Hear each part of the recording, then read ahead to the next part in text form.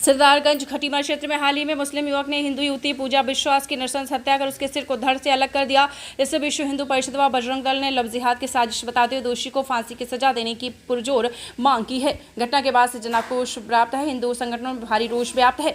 आपको बताते चले, राज्य सरकार व पुलिस प्रशासन ने सख्त कार्रवाई की मांग की है। प्रदर्शन के दौरान कार्यकर्ताओं ने यह भी मांग की है कि राज्य में किराएदारों का सख्ती से सत्यापन हो और जिन भवन स्वामियों ने मकान या दुकान किराए पर दिए हैं उनकी सूची के साथ ही किराएदार के सत्यापित जानकारी दुकान या मकान में चस्पा की जाए।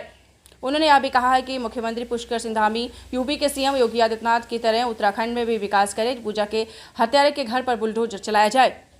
कैबिनेट मंत्री सौरभ बहुगुणा से फोन के माध्यम से कहा है कि पूजा के हत्यारे को जल्द से जल्द फांसी की सजा दिलाई जाए, अन्यथा शक्ति फॉर्म उग्र आंदोलन किया जाएगा। मांग अभी सरकार से क्या रखे, सरकार सब कुछ जानती है, पद में बैठे लोग सब कुछ जानते हैं, लेकिन इस विषय में किसी भी बड़े नेता का प्रतिक्रिया ना आना कहीं ना कहीं हमारे लिए दुर्भाग्यपूर्ण है। और जिस प्रकार से हमारी बहन, क्योंकि साक्ष्य प्रमाण यही है, जिस प्रकार से आरोप लगा रही है पुलिस प्रशासन में, कहीं ना कहीं ये सोचने वाला विषय है कि उस टाइम मुकदमा आखिर लिया क्यों नहीं गया।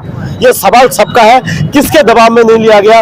क्योंकि आज देखिए ना, अगर वो एक रिपोर्ट अगर ले लेते तो शायद ये इतनी बड़ी घटना नहीं होती।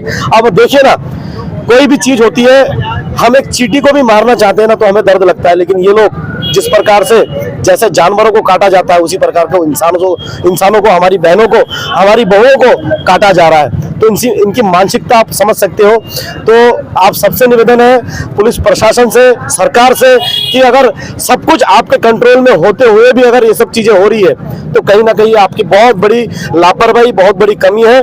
तो मैं इसकी घोर निंदा करता हूं और इस परिवार के साथ मैं अपनी संवेदना व्यक्त करता हूं ताकि इस पीड़ित परिवार को न्याय मिल सके और उस जो राक्षस है उसको फांसी की सजा खुले मंच पे होना चाहिए, ताकि आने वाला समाज, आने वाला पीढ़ी भी उसको साक्ष्य रूप में देख पाए। बहुत बहुत धन्यवाद। निंदनीय घटना है, किसी भी समाज के लिए बहुत बड़ी निंदनीय घटना है।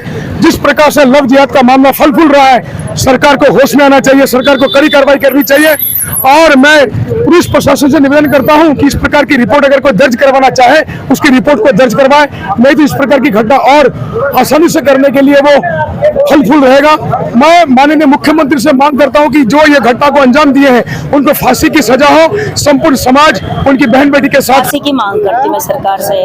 बाकी मैं एक चीज और भी ये कहना चाहूंगी जो सितारगंज पुलिस के लिए, कि वक्त रहते अगर उन्होंने उस टाइम हमारा केस ले लिया होता तो आज शायद जिस तरीके से मेरी बहन की बॉडी मिली है वो ऐसे ना मिली होती। उन्होंने उस टाइम हमारी कोई भी सुनवाई नहीं की, कोई सहायता नहीं की, और उन्होंने अपने काम से बचने के लिए, मेरे भैया और मेरे जीजाजी वहाँ गए हुए थे, उन्होंने वहाँ से उनको भगा दिया, उनकी बात तक नहीं सुनी, जिसके वजह से मुझे हरियाणा में जाके वहाँ पे सर अपना केस दर्ज करवाना पड़ा।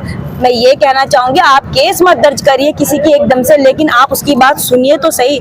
आप जाइए वहां जाके उसकी चीजों को समझिए।